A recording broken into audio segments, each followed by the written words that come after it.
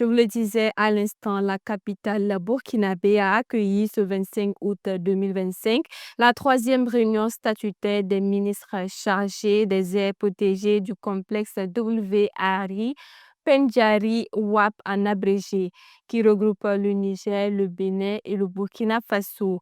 Au cours de cette rencontre qui a réuni des experts environnementaux des trois pays, il s'est agi, entre autres, de discuter de cet espace faunique et floristique, de faire l'état de mise en œuvre des recommandations du Conseil des ministres de 2023 tenu au Bénin et de procéder à la passation de charges entre le nouveau président en exercice du Conseil des ministres et le sortant. Mamadou Souare vous fait le point. Le Bénin, le Burkina Faso et le Niger, trois pays réunis pour un objectif commun, celui de la protection du complexe WALI Pendjari. Il s'agit de la troisième réunion statutaire des ministres chargés du bien complexe WALI Pendjari WAP. Après le Bénin en 2023, qui en assurait d'ailleurs la présidence du Conseil des ministres jusqu'à l'ouverture des travaux de ce 25 août 2025, c'est le Burkina qui a accueilli la rencontre cette année pour discuter de l'avenir du WAP dans un contexte de crise sécuritaire, de braconnage et de pression démographique, entre autres. D'abord, le ministre Roger Barrot en charge de l'environnement du Burkina pour les civilités et pour rappeler la nécessité de protéger cet espace transfrontalier. En effet, la portion burkinabé du WAP couvre une superficie de 978 487 hectares, soit plus de 25% des aires classées du pays et abrite près de 70% de la faune sauvage du Burkina Faso. Ces statistiques montrent l'importance de ces complexes pour notre pays, le Burkina Faso, et justifient la prise en compte de la gestion des aires protégées de la faune dans nos politiques et priorités de développement. En effet, la gestion des aires protégées s'insère dans les deux piliers du plan d'action pour la stabilisation et le développement.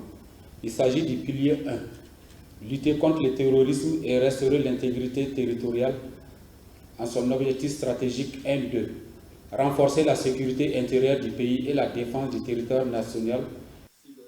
Il est donc question pour ces experts du Niger, du Bénin et du Burkina de faire l'état de la mise en œuvre des recommandations du Conseil des ministres de 2023, de faire le bilan des projets et programmes dans le complexe WAP de 2023 à ce jour, mais pas que.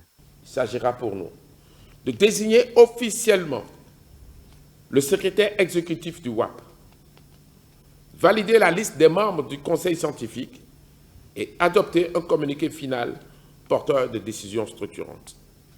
Nous devons doter le WAP d'une gouvernance pleinement fonctionnelle, dotée de moyens, de légitimité et capable d'agir de manière proactive face aux multiples menaces et donneront corps à une coopération régionale exemplaire. Une coopération exemplaire pour démontrer que le WAP inscrit au patrimoine mondial de l'UNESCO n'est pas seulement un patrimoine naturel exceptionnel, mais aussi un espace de résilience, d'innovation et de dialogue entre les peuples et les institutions. Nous avons donc le devoir de le protéger, de le valoriser et d'en faire un symbole vivant de notre unité et de notre ambition partagée.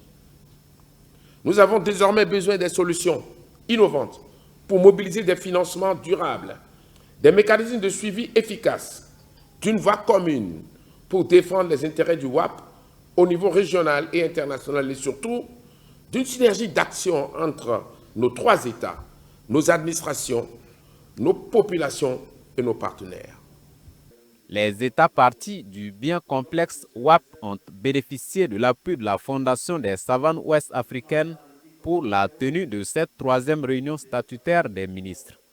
Au terme des travaux, le Bénin a passé le témoin au Burkina Faso, qui assure désormais la présidence du Conseil des ministres.